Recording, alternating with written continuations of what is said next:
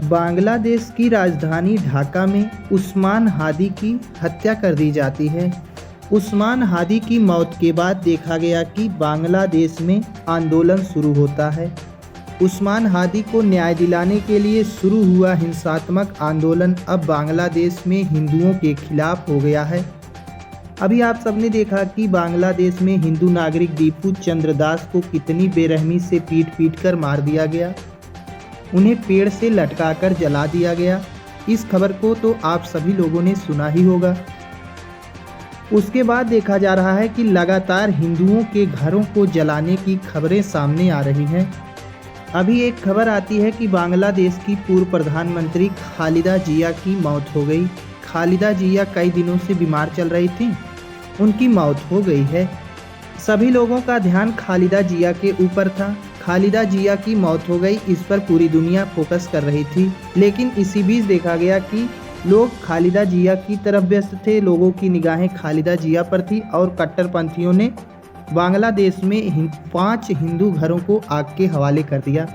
आप लोग स्पष्ट देख सकते हैं इस तस्वीर में, ये हैं हिंदुओं के घर।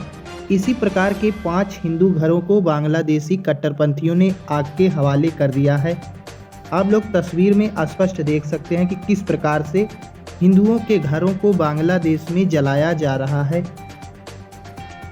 तस्वीर से आप लोग देख सकते हैं इस तस्वीर में किस प्रकार से हिंदू घरों को आग के हवाले किया जा रहा है। ये वही कट्टरपंथी हैं जो लगातार बांग्लादेश में हिंदुओं के खिलाफ अत्याचार कर रहे हैं। बांग्लादेश में हिंदुओं के खिलाफ लगातार हिंसा हो रही है, लगातार हिंदुओं को मारा जा रहा है, लेकिन वहाँ की मोहम्मद यूनुस सरकार चुप्पी साधे हुए है, एक शब्द नहीं बोल रही है।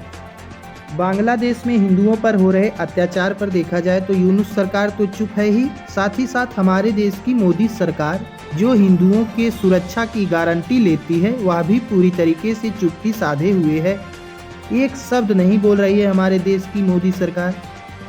मोदी सरकार के ना बोलने के कारण ही देखा जाए तो वहाँ पर और ज़्यादा हिंसा हो रही है हिंदुओं के खिलाफ, क्योंकि वहाँ के कट्टरपंथियों को स्पष्ट पता चल गया ना कि हम लोग कई दिनों से लगातार हिंदुओं को मारते आ रहे हैं और भारत सरकार कोई कार्रवाई भी बांग्लादेश पर नहीं करती है, तो वो लोग भी अस्थिर हैं, पूरा एकदम निश्चिंत कर रहे हैं कार्रवाई। अगर उन्हें डर होता कि हम यहाँ पर हिंदुओं को मारेंगे तो उधर से भारत भी मिसाइल मार सकता है, हमारे देश पर हमला कर सकता है, तो डर के मारे हमला नहीं करते।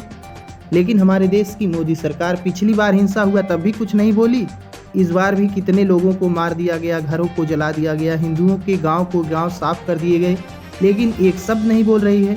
तो वहाँ के मुस्लिम समझ गए कि लगातार मारते जाओ, यहाँ पर कोई दिक्कत नहीं होने वाली है। अगर यही पिछली बार जब हिंसा हुई थी 2-4 मिसाइल मार दिए होते तो हिंदुओं का घर जलाने से पहले वहाँ के कट्टरपंथी 1-2 बार सोचते कि अगर इनका हम घर जलाएंगे तो भारत सरकार तुरंत कार्रवाई करेगी, लेकिन भारत सरकार चुप्पी साधे हुए है, एक शब्द नहीं बोल रही है।